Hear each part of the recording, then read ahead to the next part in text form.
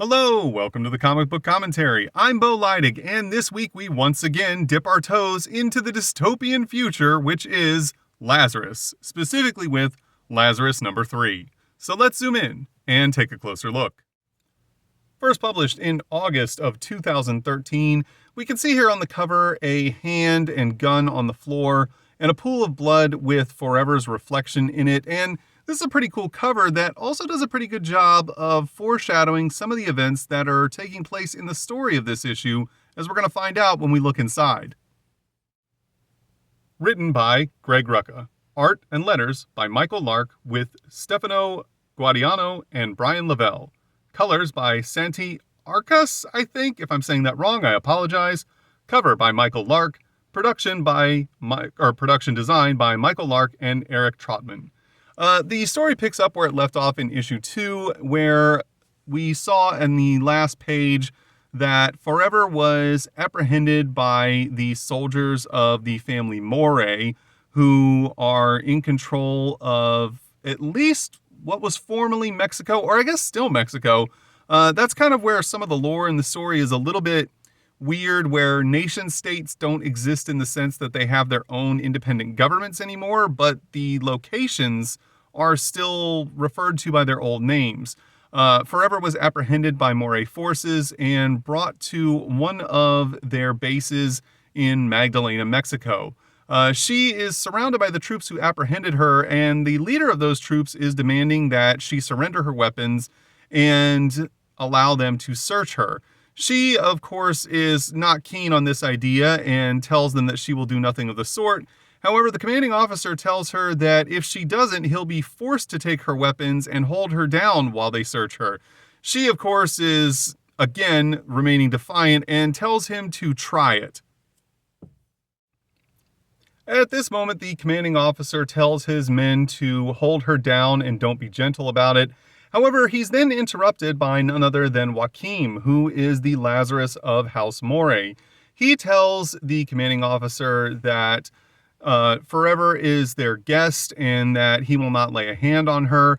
However, he begins to kind of argue with Joaquim, saying that, his uncle's orders were very clear on this, and that if they were to ever capture a Lazarus of another household, that they are definitely supposed to be imprisoned and not made a guest.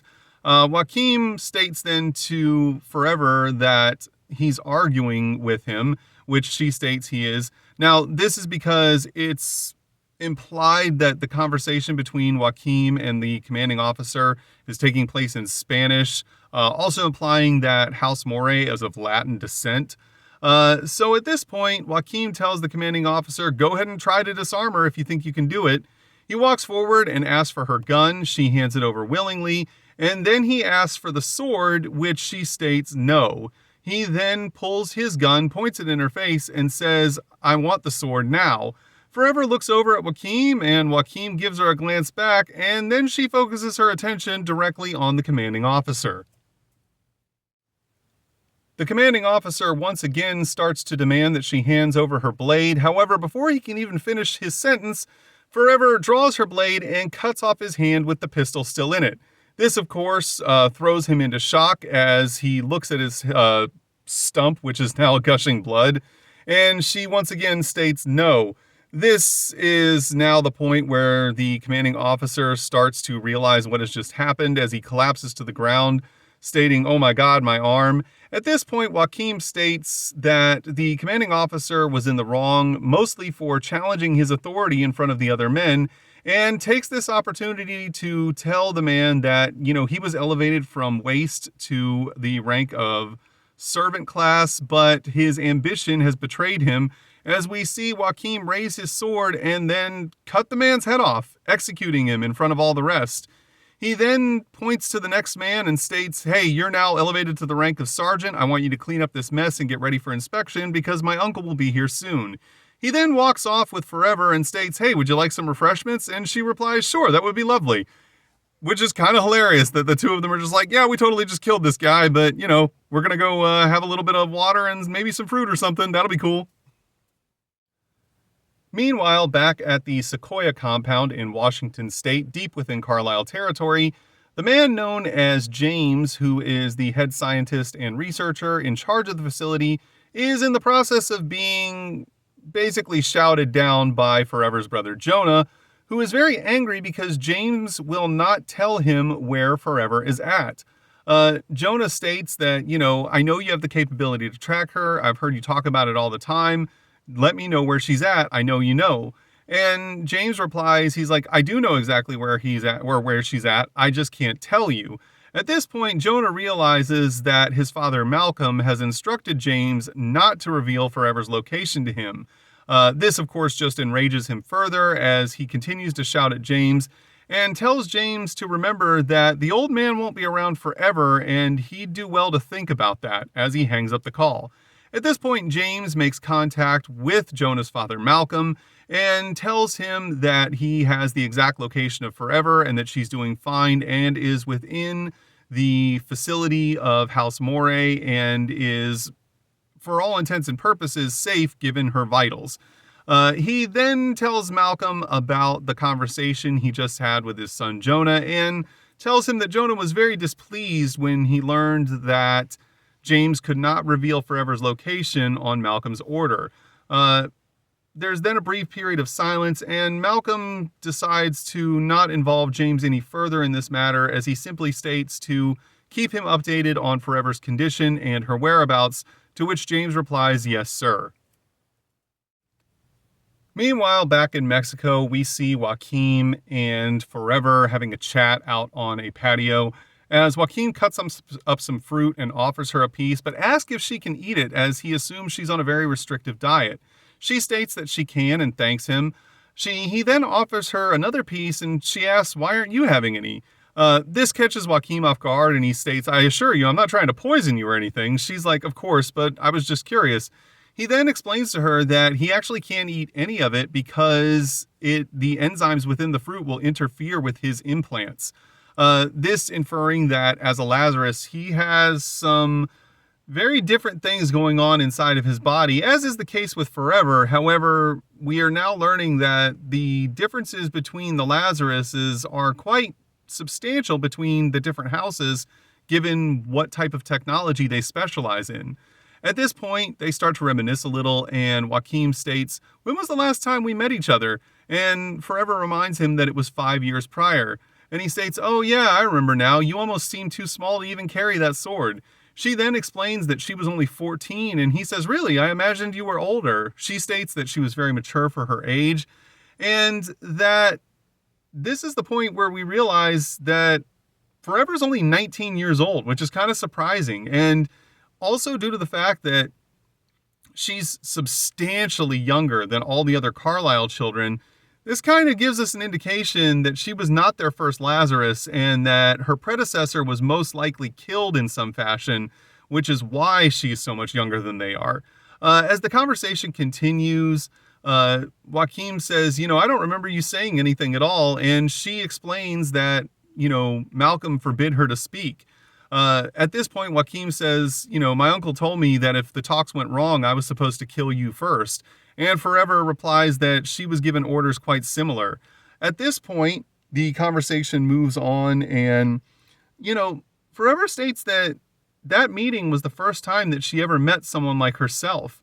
And Joaquin states, you mean another Lazarus? And she says yes, as the two of them just kind of share a little bit of a glance between each other. And we realize that there's definitely some sort of sparks here and maybe a little bit of sexual tension between the two of these characters. At this point, Joaquin starts to turn on the charm and tells Forever that she's turned into quite a beautiful woman. She blushes and tells him to stop. And she then states, you haven't really seemed to have changed at all that I can see, but he assures her that he's been put back together a few times since their last meeting. He then states that he thinks that their families have them fight so that they don't have to. The two of them sit in silence for a moment, and Forever looks at him and says, I don't want to fight you. I don't want to hurt you. And Joaquin puts his hand on hers and says, our families don't understand. And Forever agrees, saying, no, they don't. As the two of them seem to lean in closer, potentially for a kiss, they're interrupted when a helicopter flies in and they both stand up, Joaquin stating That would be my uncle, as we see the leader of House Moray step off of the helicopter, greeted by a armed guard that escorts him inside of the home. We're then teleported to Los Angeles, California, in one of the Carlyle's large and very luxurious estates, where we find a shouting match and argument happening between Jonah and Joanna. At this point, Jonah is convinced that their father has figured out the plot that the two of them have devised to create a war with House Moray. However, Joanna states no, he hasn't, and Jonah reiterates no, he absolutely has. Because at this point, Forever was seen riding south and she was doing it alone. This means that their father is trying to broker a peace deal, because if he was going to attack, she would have taken troops with her. However, at this point, Joanna says that Jonah needs to calm down and that they're on the brink of war with House Moray, and it will simply take a spark to cause that fire to explode. However, Jonah states that's why their father is sending a bucket of water to go douse the flames. We see as Joanna gets out of the pool, one of the servants of the house comes and puts a robe around her.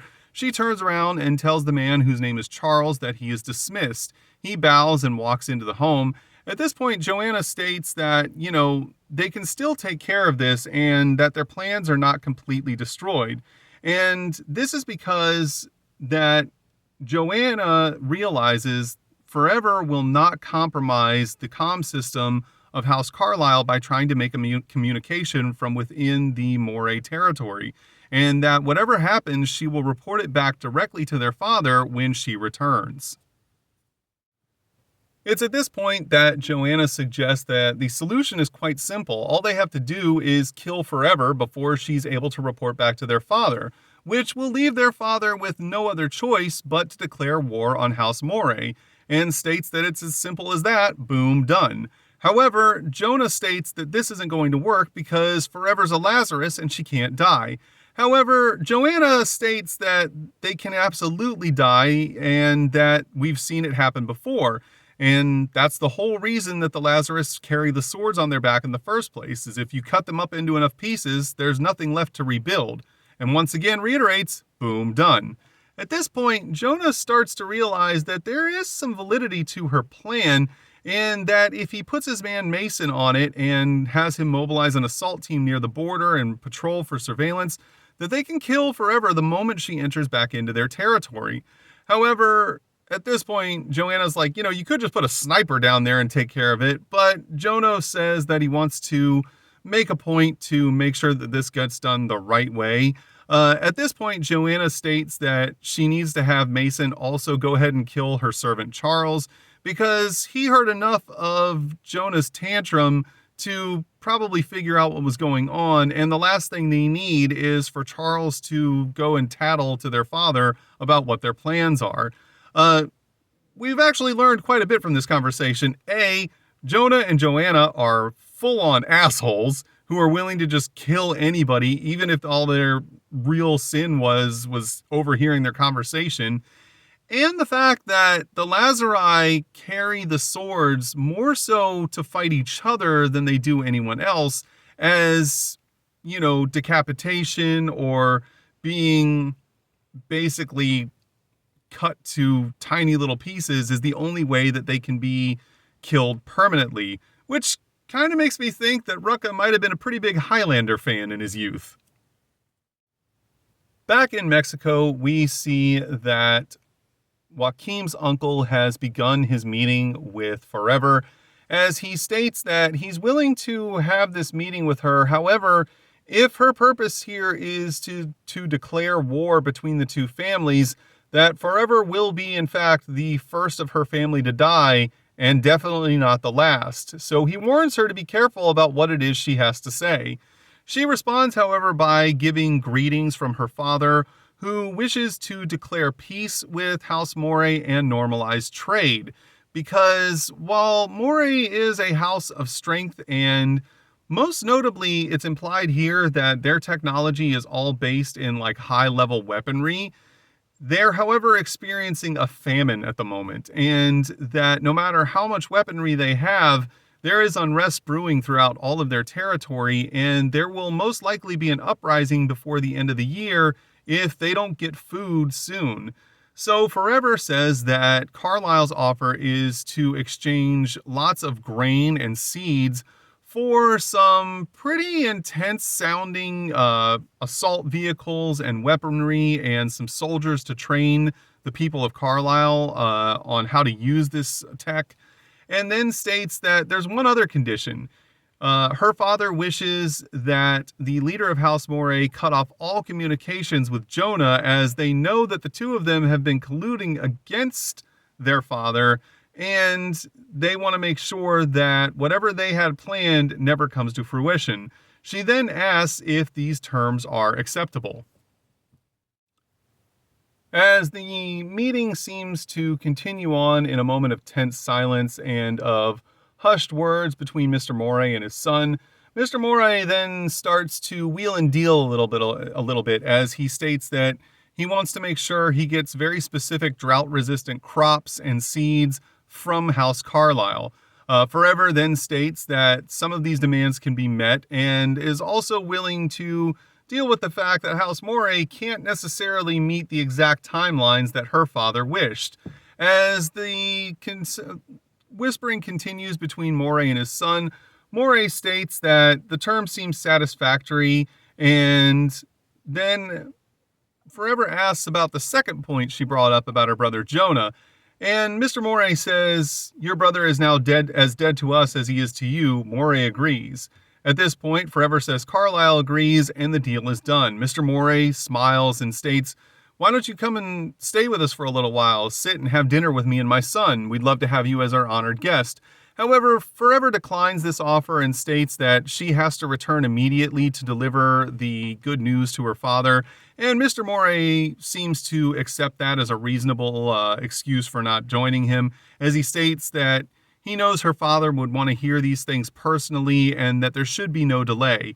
He then instructs his nephew Joachim to escort Forever back to the edge of their territory, and that the two of them should make haste, as he wants to make sure that this deal is done as swiftly as possible and that there's no kinks in anything that's going on. Joachim states that he'll bring her there immediately and it would be his pleasure, and we then see that Moray's son seems as though he may not be too happy about the deal that was just struck and the way things played out. Later on, we see Joachim and Forever riding down the highway through the desert as Joachim drives what looks to be a vehicle that draws more than a little inspiration from the Warthog from Halo. He then points to the side of the road as the two of them stop. Forever asks what's wrong, and Joachim states nothing, but he fears that they may not see each other again for another 5 years, and he wants to take a moment to spend with her. He then offers her some water and asks if she'd like to share the sunset with him. She states that she would, as the two of them sit and look onto the horizon. As the two of them start to lean in closer to one another, suddenly Forever seems to change her mood and asks Joachim if he hears something, as we see in the distance a plane coming from the sun firing a missile that hits and explodes directly in front of them as they are launched into the air. Both of their vehicles are destroyed, and we reach the end of this issue's story. We then reach the letters section, which is not just letters, but also some rundown of the backstory lore of the world, basically talking more about how national governments collapsed in the wake of chaos and famine and pandemics and plague, and how corporations then use their influence to essentially get governments to give them power that they would never have otherwise, and shows how it was that these families, through wealth and influence, were able to eventually get to the point where they controlled the world. And also, we have this picture down here, which I think is artwork sent in by a fan or reader, but I'm not positive about that. As the letter section continues, we see more letters and more backstory, also some other stuff. And I'm sorry, that picture on the other page was actually a fan submitted picture. I didn't realize that until I actually looked a little bit closer. and saw the little blurb that Rucka put in there. We see another hand-drawn picture of Forever here, and a photograph sent in of one of the reader's daughters, along with a picture that she drew of Forever, which is kind of cute. Most of these letters are nothing special in particular. They're mostly just praising Rucka for issue number 1 and how much they liked it and how they thought that the series looked very promising. A lot of, complimentary stuff, the stuff you normally see in early letter sections. We then get to the final 2 pages of the letter section, and this is actually a rather long letter section. 5 pages is quite a bit.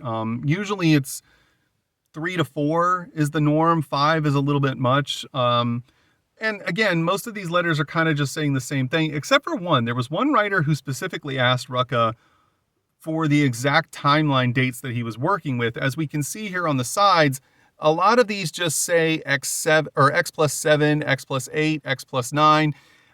X being, of course, the point where the new beginning starts and the timeline of the Lazarus universe really starts to kick in. Now, Rucka states that he did this on purpose. He wanted to keep the timeline somewhat vague and not tie the events of the beginning of Lazarus to any specific date, as he felt like that was trying to be a little bit too predictive of the narrative of the future. And he wanted to make it so that it felt a little bit more timeless in terms of when it could start and when it could go awry, which makes sense, except for the fact that, and this is not a criticism against Rucka, this is something that a lot of people who write about the future run into, in that they can never account for emerging technologies. We saw this probably most famously for most of the people who are watching this video in Back to the Future. When they go to the future, which we've already passed that point now, they didn't account for something like smartphones or the internet as the way it exists for us, because they just couldn't, not when they were writing that movie in the 80s. And we also see this even further back in future tales, like with the movie Metropolis, if you've ever seen it. That movie was written in the early 1900s, but it takes place in the year 2000. And some of the things they get very right, especially with the idea of artificial intelligence, which was a really forward-thinking concept for the early 1900s. But one of the things they miss is that all of the planes featured in that movie are propeller-driven.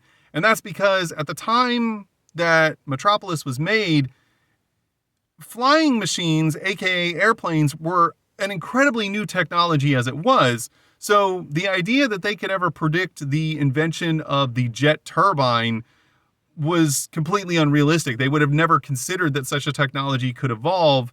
And so it doesn't exist in the movie. Even though it's supposed to take place in the year 2000, there's no jet engines anywhere to be seen. So they get some things right, but they get other things wrong. And Rucka kind of does this as well, where, from 2013, he had no idea how big of a deal cryptocurrency would become in the year 2024, where we are now as I'm recording this video.